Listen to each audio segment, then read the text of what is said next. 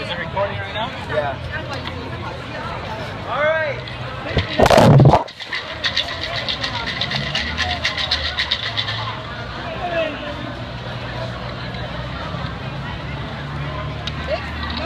Next number.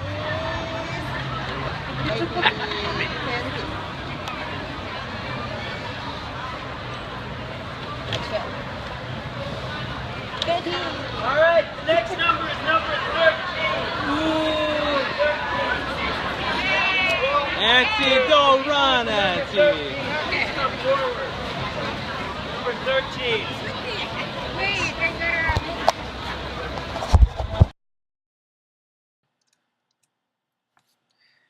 Auntie Judy and I became good friends over my 5 times at FTH Kalihi. We talked about her hard commute, how she wanted to go back to the Philippines, how her family was still in the Philippines. It was really cool to be able to talk with the same person every week.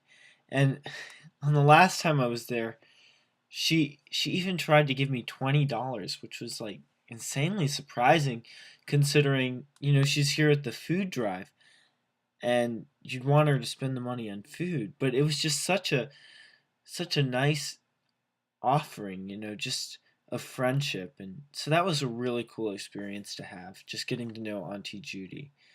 By the way, I didn't take the money. Top right, that's just the distribution center. We feed it about 30,000 pounds per week. And the bottom right is some other summer challengers and interns that we're helping out at FTH Kalihi.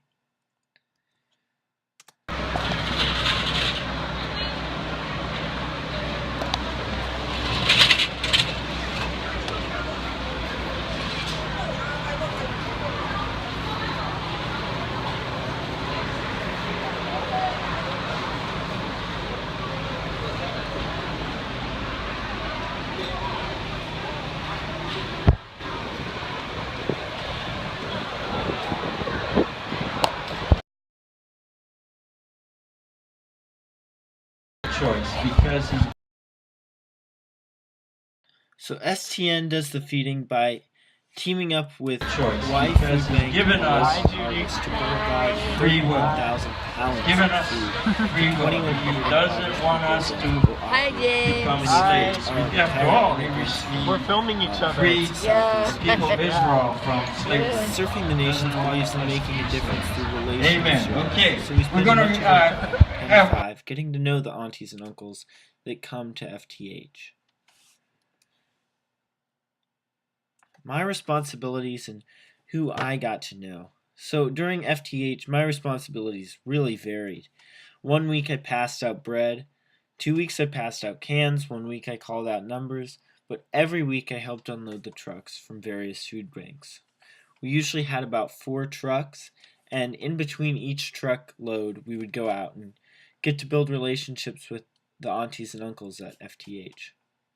So I also got to build relationships with my fellow summer challengers. Waianae Swim Club. Best kids ever. I love them. They're amazing. Yeah. Responsibility is to love on basically the cutest kids in the universe by teaching them how to swim and letting them jump off your back and eat ramen cold and have you carry them everywhere. And you do it because they deserve it. These kids are from Waianae Transitional Shelter, and they would not get to go to the beach if we didn't go with them. Some of the kids that we bring from Wahiawa had never even seen the ocean before coming to Surfing the Nation Swim Club. Just imagine that, living in Hawaii, not going to the ocean, because your parents aren't going to take you. So this was just truly a powerful time. And right here, these kids are just posing for a really crazy picture. And right before it, I said about the eating ramen cold because they ate pork ramen just like straight out of the package. And yeah, so crazy. This is Joey and Tony, by the way.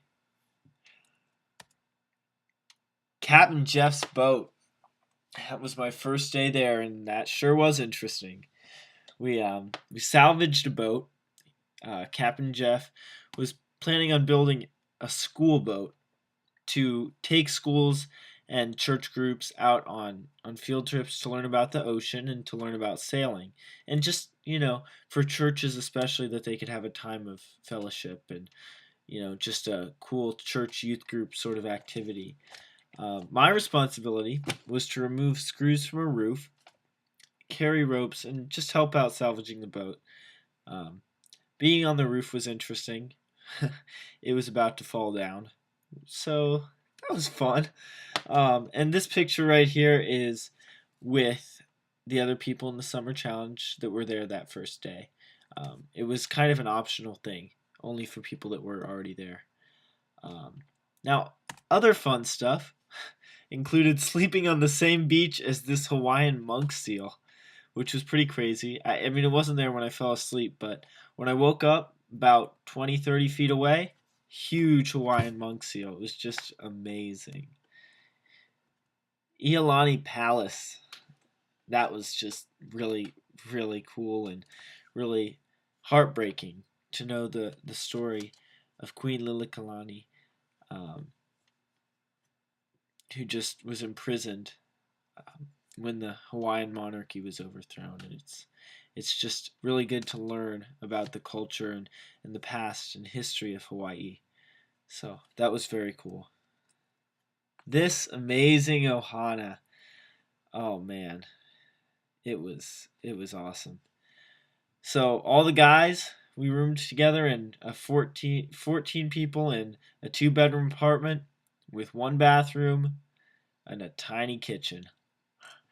And it was awesome. Everybody got sick, but we loved each other. We were in ohana, and it was fun. This was on our first day of the program. We went to Waimea and jumped off Waimea Rock, and it was awesome. Hikes and sunrises. Yeah. So this view is at the top of Stairway to Heaven, both the one on the left and the one on the top right. It was absolutely beautiful. We had to go at 3 in the morning, and it was amazing. The one on the bottom right, is me at the top of Cocoa Head, which was also just an amazing hike. Sabbath. Oh man. This was one of the most powerful things at Surfing the Nations. Was on all-night worship, 24-hour worship. We had somebody in the Artis building leading worship for literally 24 hours straight. So here we had a board titled Pray for the Nations. That was super powerful for me. I just prayed and wrote for all the countries that God had just placed on my heart, just for Central Asia, and just that he would just open up opportunities to go there, man. That was so powerful to me, just to have that opportunity. And also, if you see the little empty post-it note, there's nothing on the inside. It's Hawaii. It's the islands of Hawaii. And that was just, me praying this area, these islands. I love them, and I'm sure I'll be back. And Sabbath in general, actually, we fasted all morning, and it was just so cool to fast for the first time. We would wake up at 6:30. We'd have a teaching for 2 hours. We'd have devotionals for an hour. We'd have worship. We'd have just talks about different countries, different nations. We'd pray for the nations, and it was just so powerful and such a great time, and such a great time to grow in my faith. Now, was it worth it? Was it worth spending my entire summer there and missing out on youth stuff and all that? Yes. Yes, yes, yes. Oh man, it was amazing. Since going there last year, the island of Oahu has held just a special place in my heart. And I really feel that God, first of all, called me to go there to be all in. But he used me to make a difference in the lives of the people there. And this says through the advancement of social justice, but it was really, through telling people about about Jesus and being able to share his love with this I can't say the nation of Hawaii, but it's kind of its own nation. Um, Sharing it with the people of Hawaii was just amazing. And it was awesome just to be able to live up to biblical and the STN motto, just meeting needs and changing lives. Being able to build relationships, continue relationships, and just live in love in Hawaii. So it was a pretty amazing summer. Just a great time for me personally to grow in my faith. A really good jumping off point for missions going forward. Just to be able to know and have many of my passions and desires solidified, of going to the nations, and also of being effective in DC, where I live currently. Here's a quote I really liked. I'm going to read it. "Do you know a cure for me?" "Why, yes," he said. "I know a cure for everything.